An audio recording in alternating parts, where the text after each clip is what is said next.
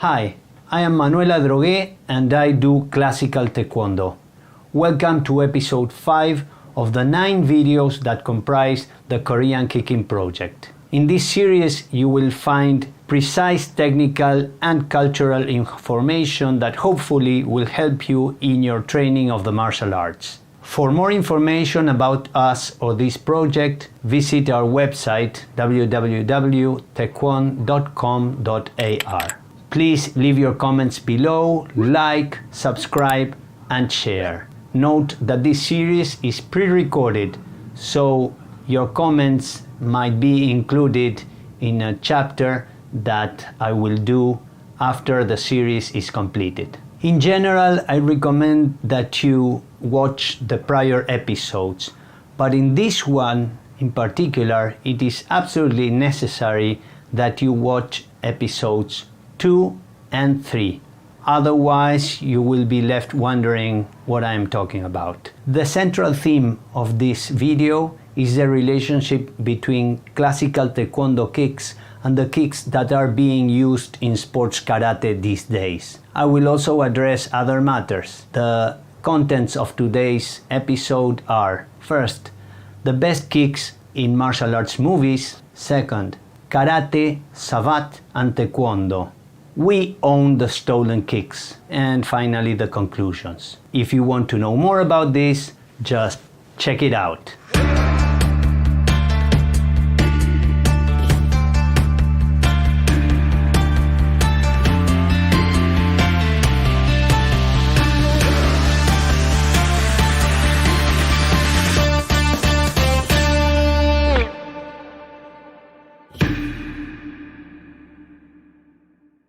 As we've seen in the last episodes, we are building on something that corresponds to the golden era of Korean kicking, which I call classical taekwondo. This type of kicking is what made Korean martial arts famous, and that went to the movies through Bruce Lee, who learned his famous side kick and spinning kicks from Jun Ri, and so many other martial artists. Let me clarify, I'm not a martial art movies expert, but I have watched enough to have my opinion on them, and a series on kicking wouldn't be complete without this comment. I want the new generations to catch up with the classics in martial arts movies. It would be very difficult for me to pick just one martial arts star kicking model, as having the immortal Bruce Lee, Jet Li, Jackie Chan, Donnie Yen, Jean-Claude Van Damme, Scott Adkins, or Tony Ha. But if I were forced, the kicking model that I would pick is double.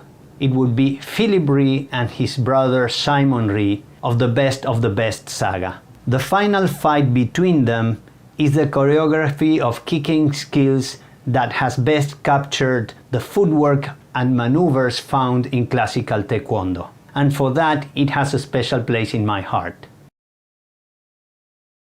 As a side note, the Korean team's coach is Grandmaster Hee Il-cho, one of the most inspiring Korean kicking masters of the 20th century. And since we are talking about movies, I want to shout out loud that the Karate Kid did his kick the wrong way. We all know that since his left leg was badly injured, he should have used his right foot to propel himself, kick Johnny's face, and land back, which he didn't.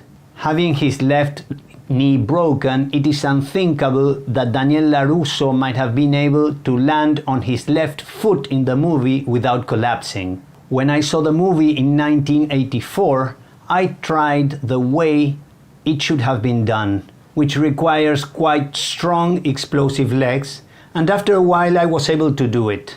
That is a good challenge for Korean-style martial artists. Here I tried it with one of my students, and he pulled it quite well without rehearsing it before.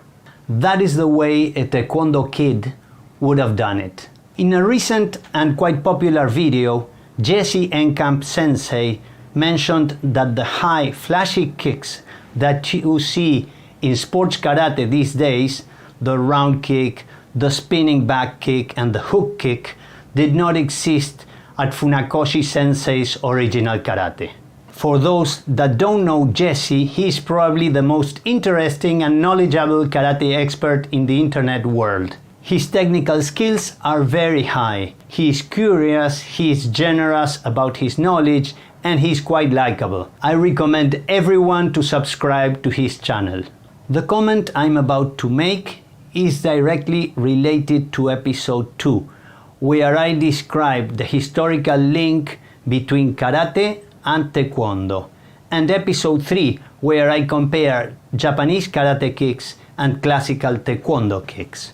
In episode 4, I make a very clear description of the way taekwondo kicks are performed. In the video called How Karate Stole Its Kicks, Jesse said that if it looked as if the kicks of karate came from a different martial art, it is because karate kicks indeed do come from a different martial art.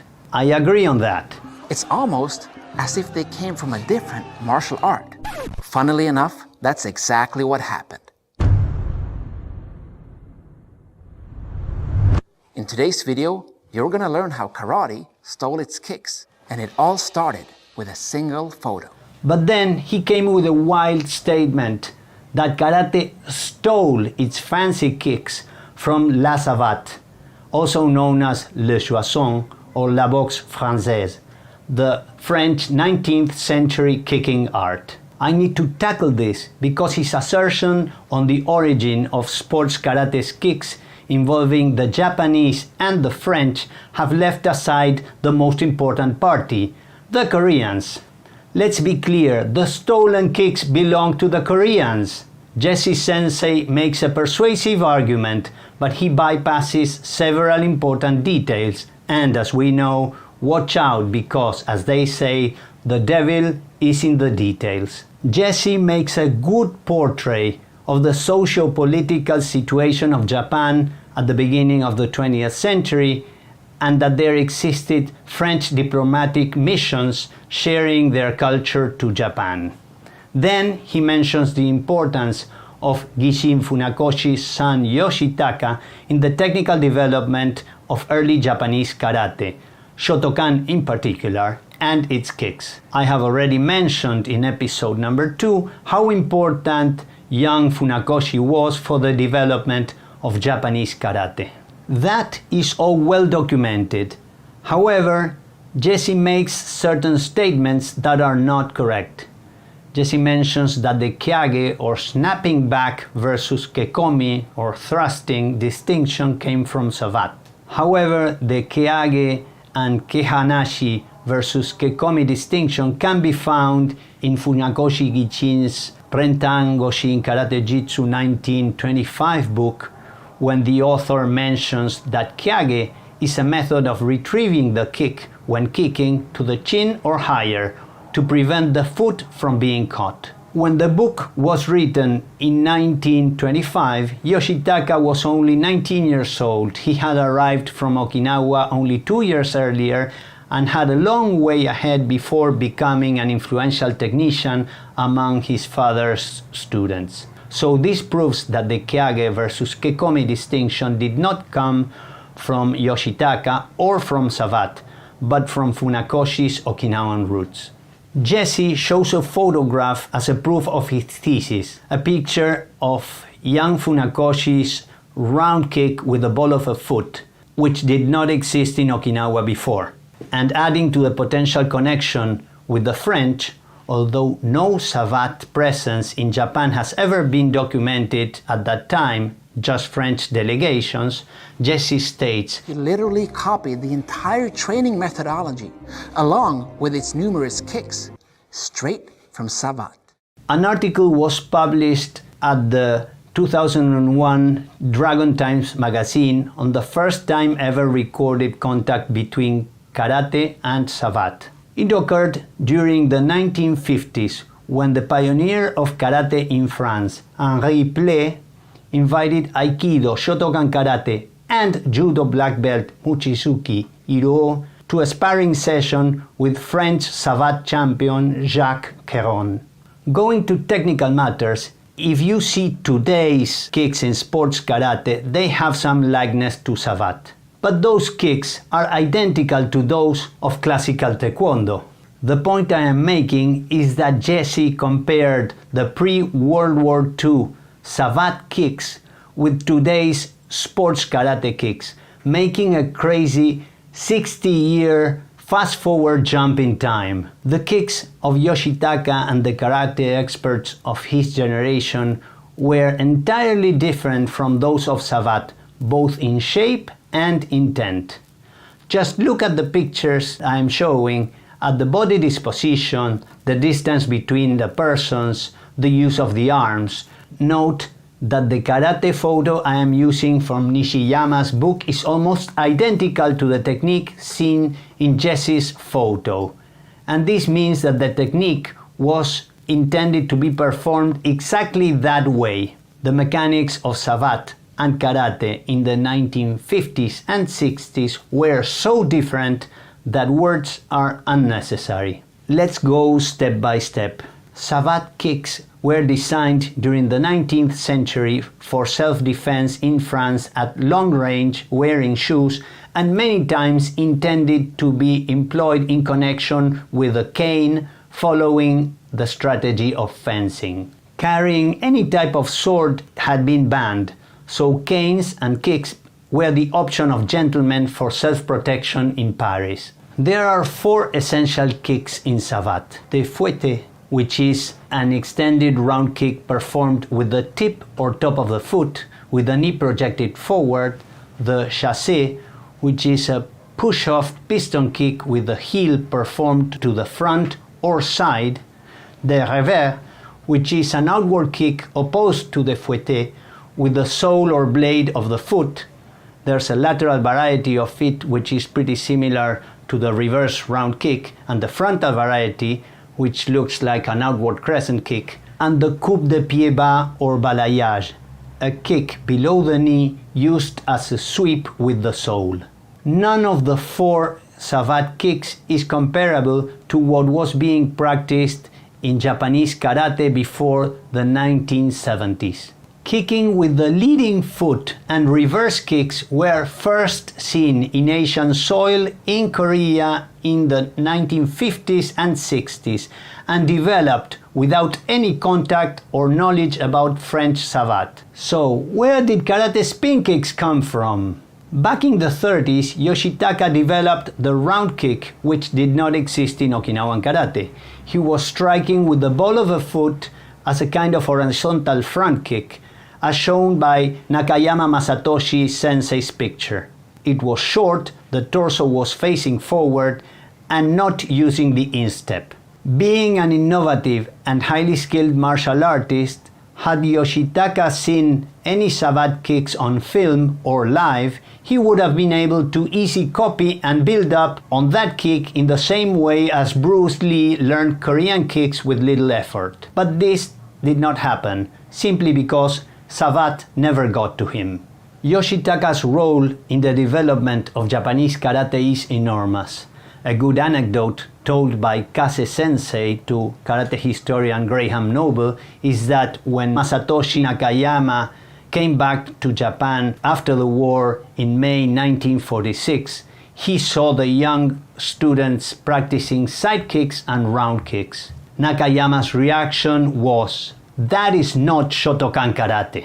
Those changes, along with longer stances, were introduced by young Funakoshi and adopted, among other dojos, in Chuo University, which was one of the most progressive places following the new trends, where young Taekwondo pioneer Choi Hong-hee studied law and learned karate from 1937 to 1943. After the 39-year-old Funakoshi Jr. Sensei died in 1945, Egami Shigeru, who was one of Yoshitaka's training partners in kicking experimentation, continued their research and took it further. Egami's 1976 book shows pictures on how kicks were done at the Shotokai, and while the kicks continued to become extended and high, much inconsistency with Yoshitaka's ideas, the round kick at the Shotokai in the 70s was still performed in a closed manner, with the torso facing forward, completely against what the French had concluded and what the Koreans had discovered at that point. That is, the Koreans and the French said that you should hold your head high, lifting your weight off the ground, pivoting 180 degrees to extend and align the body. The Japanese were simply not doing that. And in Yoshitaka's karate there were no reverse kicks, which were already in savate. Why did neither young Funakoshi sensei nor Egami adopt the reverse round kick, sometimes called hook kick? Why did they bypass savate's outward crescent kick but kept and made a higher version of Okinawan's outside to inside crescent kick?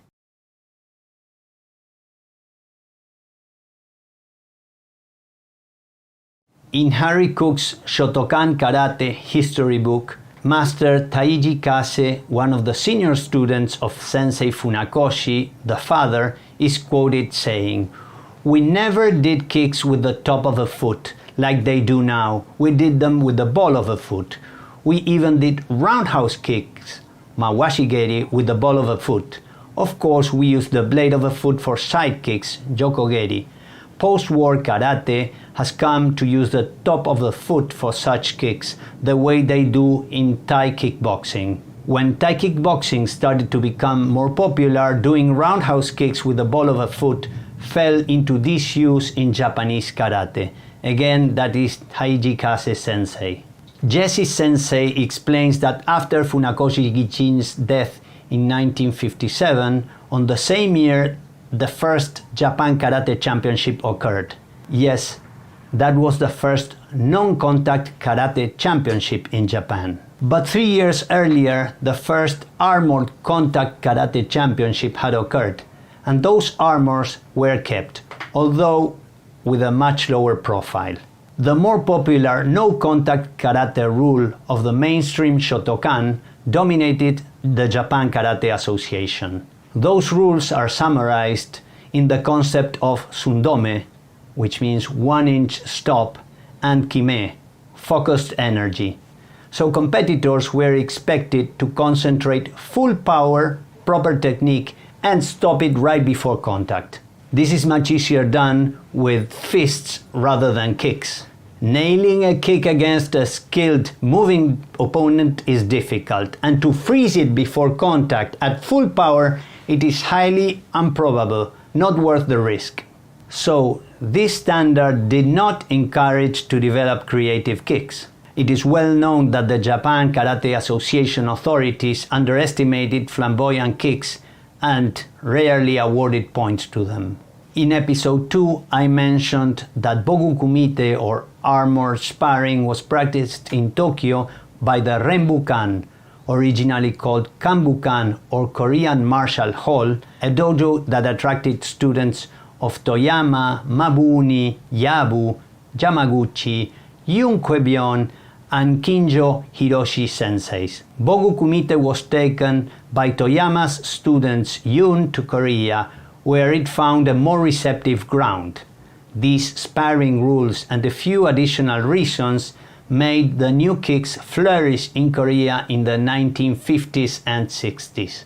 The famous Kyokushin Karate founder, Korean-born Masoyama, originally was associated with the Kanbukan group, and he kept relatively in touch with his native land.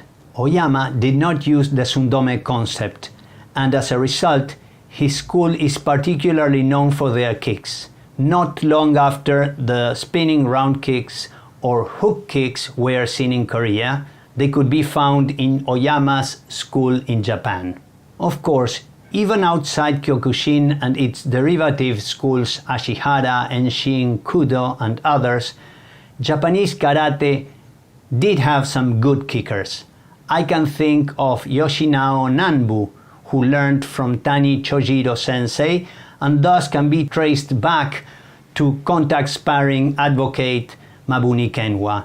And I can also think of Canada's kicking artist Jean Franette, who was within Nambu's Sankukai school for a long time. But in Japan, the vast majority of standard-bearing karate masters kept the technical model that did not work well for landing spinning kicks or leading foot kicks. Although books of other karate masters included jumping kicks, they lacked the body positioning, the stepping tactics, and the concepts necessary to make them work in actual sparring. Which were the forces in mainstream Japanese karate against extending their kicks, and which forces pushed Koreans into that change? The Japanese karate drivers not to change kicks included a mentality of conforming to the group's traditions and mandates, while the Koreans had nationalism that urged local martial artists to escape from Japanese things. Young Funakoshi's unusual blessing from his father to implement changes was an exception to his conservatism. His death in 1945 stopped the creative impulse. While in Korea there was no conservative impulse, but a general environment of change. Kicking is something better done by young people, contrary to the traditionalist idea that old masters are technically higher.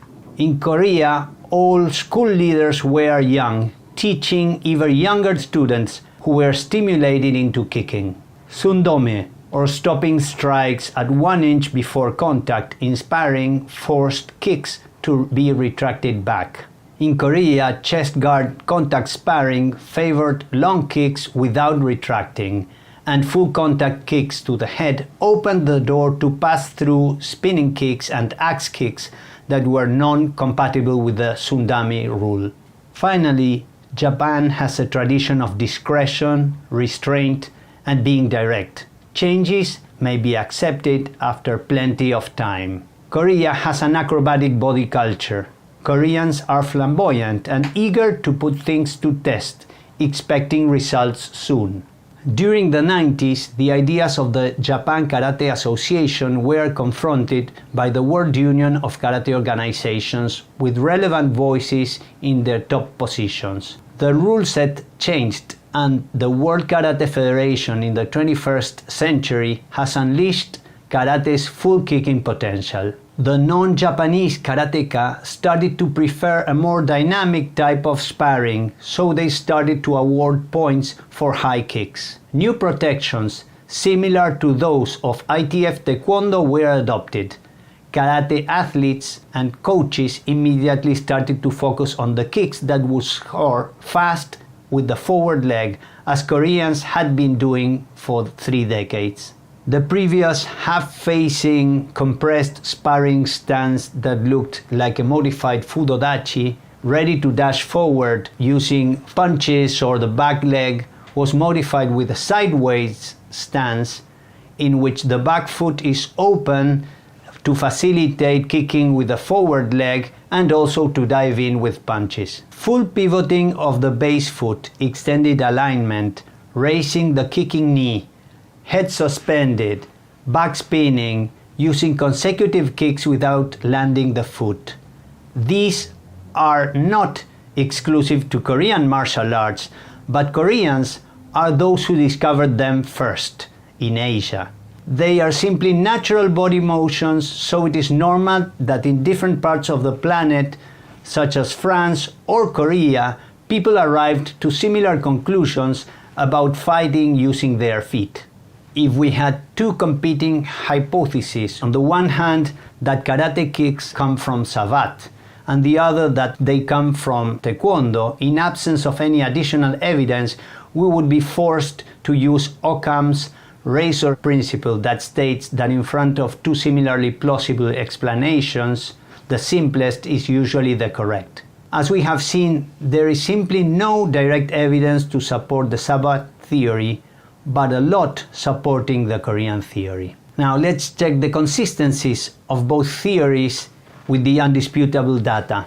Point 1. If you see 1970s classical Japan Karate Association manuals, by Nakayama Masatoshi or Nishiyama Hidetaka, leading instructors of the Japan Karate Association, and compare their kicks with those of classical Taekwondo shown in episodes 3 and 4 of this series, the difference is evident. During the late 70s, elite competitors in Japanese karate did not kick even remotely similar to the way they do it now. They were not jabbing with their leading leg or spinning as Koreans were doing, because they followed the JKA model.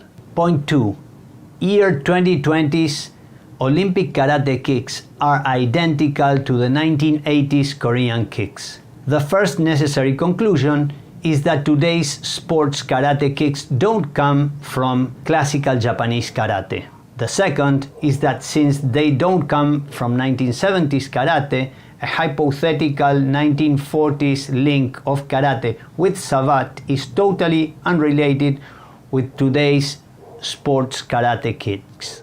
A timeline starting on the late 19th century about the evolution of the French, Korean, and Okinawan/Japanese kicks will show that the first two included high kicks, full rotation of the base foot, and frequent practice of amicable contact sparring. None of those existed in Okinawan karate.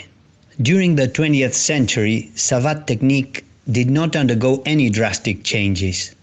In the 1930s, in the karate tradition, Jigo Funakoshi added new kicks that followed innovative concepts, but none of them reflect savate's kicking ideology. In Korea, Taekyon became almost extinct, and decades later was only partially reflected in Taekwondo. Taekwondo's kicks were developed at sparring wearing chest protectors, an idea first conceived in Japan by a karate group different than Funakoshi's. By the 1980s, the Taekwondo kicks had become similar to the French kicks, although there was no connection. At that point, the legacy of Jigo Funakoshi was preserved in the Japan Karate Association, and the kicks of the Japanese armor tradition were transformed for the fantastic Kyokushin full contact format. The Korean kicking style found its way into the 2000s sport karate through the European and American influence because their mechanic allowed speed, versatility, and control. The final conclusion is that the source for sport karate's current kicks is recent, less than 30 years. Which are the proposed sources for the new karate kicks? There's only one: Korean-style kicking, which has been very popular in the Western world since the 1970s and was mastered by lots of karateka, typically European and Americans. Sports karate adopted hooking kicks and spinning in a generalized manner by the 1990s. It was a smart move to improve sport karate's appeal. Chinese Sanda kickboxing coaches have admitted in recent years that Taekwondo was one of the sources of their technique, and its famous champion Kung Le learned his kicks in Taekwondo. Even Donnie Yen, the famous actor of the Ip Man movies, who was raised in a high-quality Kung Fu family environment, learned Taekwondo to improve his kicks. And the recent Marvel movie portraying Shang-Chi, Kung Fu superhero, shows an awesome fight scene in a bus using a classical Taekwondo scissors kick. This is of course very reasonable. Intelligent human beings copy what's good and build from that. Would you design a ground fighting system from scratch, or would you go and learn Brazilian Jiu-Jitsu, adopt its techniques and methods, and see whether that suits your needs? Well, that's happened with kicks. Why do I consider this important? Because I like to give credit to whom it's due. So yes, karate is the formal basis of Taekwondo, and yes, Korean Taekwondo provided the kicks for current sports karate. After putting together this material and my conclusions, I had a conversation with a friend of mine who is particularly qualified, as very few, on this matter. I am referring to Claudio Yedwab Sensei. Claudio practiced Shotokan Karate and Taekwondo during the 1970s to become recognized as one of the best kickers in Argentina. He learned Taekwondo from my teacher Pedro Florindo and became South American champion.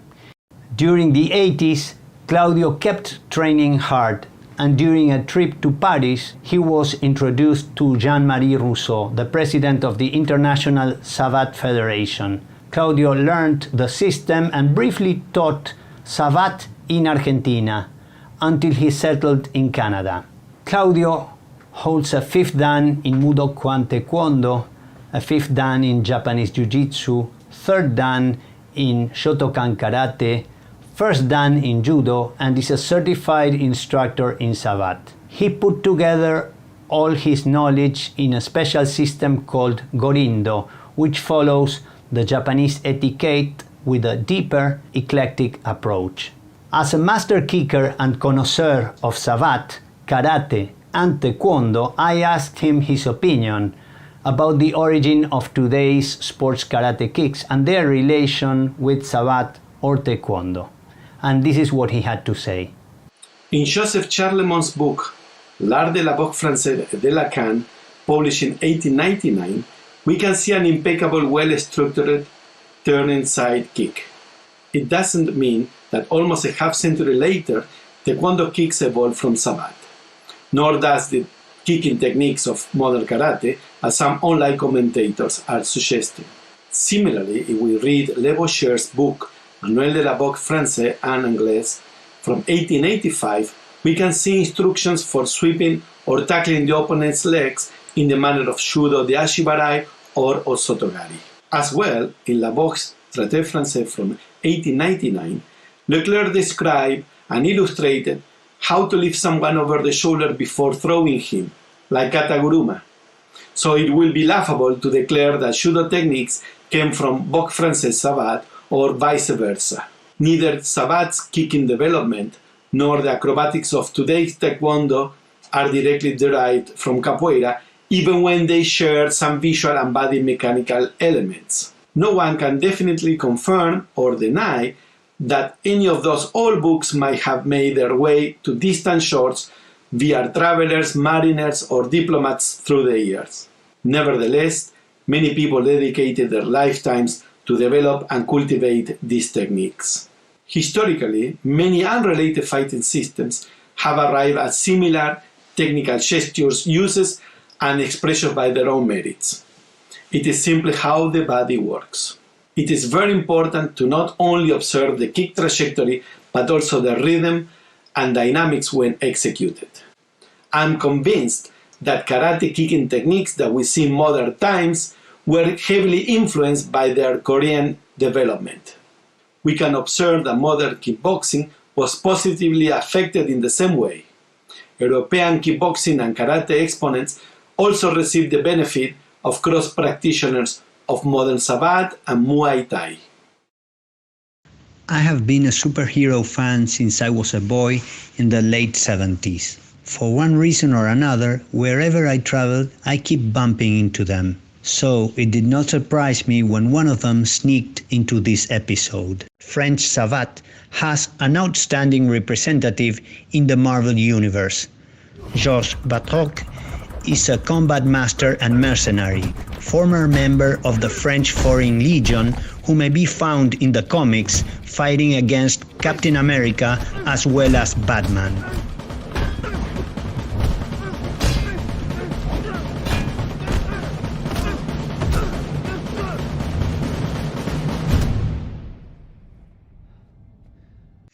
To round up on the Asian origin of modern kicks, I want to dispel a potential misconception in connection with Kung Fu kicks. In China, there is a phrase that says feet in the north, fists in the south, which means that typically Kung Fu methods coming from northern China favor high kicks and jumps, while southern styles prefer using hand strikes and short-range techniques. It would be reasonable to ask whether those northern kicks and not the Korean kicks are the basis for those seen in Kung Fu and Sanda these days. But if we go to legitimate Chinese sources that were recorded before the generalized martial arts cross-training of this generation, we will see how different those Chinese high kicks are from the Korean ones seen today. Look at qualified exponents like Kwon Wing Lam and Rick Wing, who show authentic classical Northern Shaolin Kung Fu. No round kicks, no backspinning reverse round kicks, and the leg is extended during most of the kick. That is very different from what we see today, and that is how Northern Kung Fu kicks looked like before the 1970s. Jesse Sensei, I thank you for the chance you have given me to comment on the relationship between modern karate kicks and taekwondo kicks. I really look forward to meeting you in person and train together. And for the rest of the viewers, stay tuned because there are 4.5 interesting episodes left. When closing this video, I marvel on the different paths, creations, and experiments of those that have preceded us in the martial arts. I am so glad how the sequence of historical events worked in the way they did. We have received wonderful styles. In connection with kicking, people from China, Korea, Japan, or even France at different times have reached to similar conclusions, but with interesting differences. I am thankful to all of them. I will share further information on this subject in the last episode of the series. I hope you liked this episode. In that case, please comment, like, subscribe and share. I will be checking for your feedback. The next episode will be following soon. And remember, as martial artists, we all have the obligation to keep up with our training for a strong body, a wise mind, and a caring heart. You all take care.